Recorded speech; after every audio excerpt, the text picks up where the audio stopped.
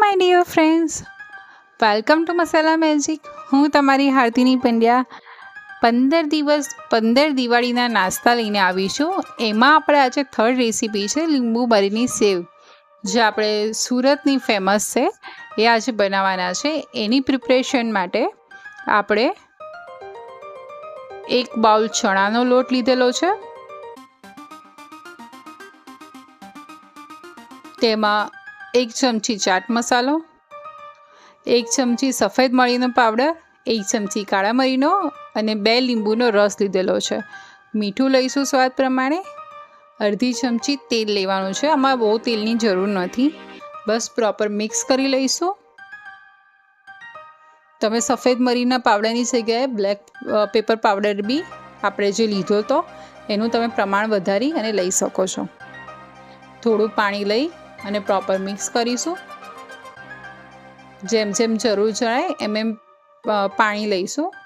તમે આ રીતે ચમચીથી, જો તમને ફાવે તો ચમચીથી બી કરી શકો છો અને હાથથી ફાવે તો હાથથી બી કરી શકો છો.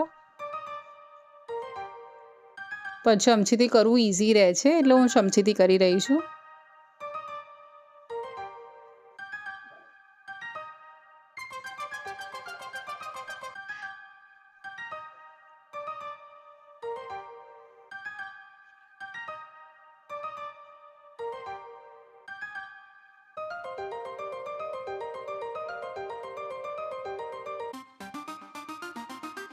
આ ટાઈપની આપણી લોટ થઈ ગયો છે. એમાં માટે મારે 1.25 કપથી બી ઓછું પાણી વપરાયું છે, તમે જોઈ શકો છો.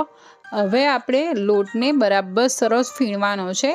એક તો એ હલકો ના લાગવા લાગે અને એનો થોડો કલર લાઇટ ના થઈ જાય ત્યાં સુધી આપણે આને સરસ ફીણવાનો છે. આ ફીણવાથી એક અંદર બહારથી ક્રિસ્પી અને અંદરથી સોફ્ટ થશે.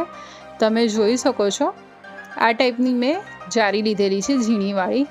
સંચામાં આપણે જારી ફિટ કરી લઈશું. તેલથી આપણે સંચો ગ્રીસ કરી લઈશું.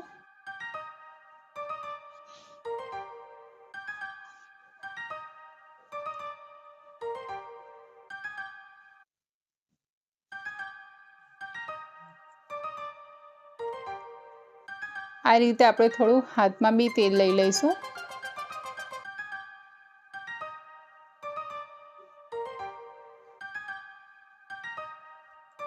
અને લોટને સરસ હાથેથી લઈ અને આપણે જે સંચો છે એમાં મૂકી દઈશું.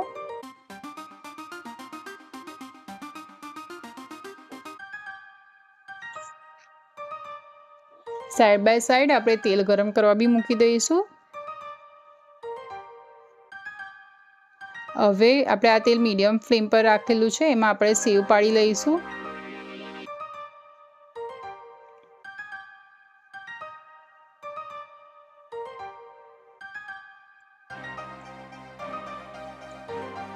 એને મીડિયમ ફ્લેમ પર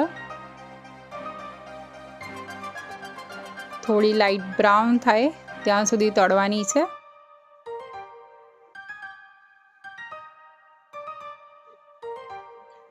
હવે આપણે થોડી ફ્લિપ કરી દઈશું.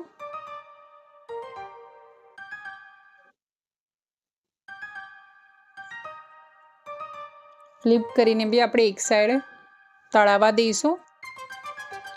હવે આપણી લીંબુ બારીની સેવ તળાઈને બી રેડી થઈ ગઈ છે. આપણે ફરી મળીશું આવી બીજી નાસ્તાની રેસીપી સાથે. આવજો. જય શ્રી કૃષ્ણ.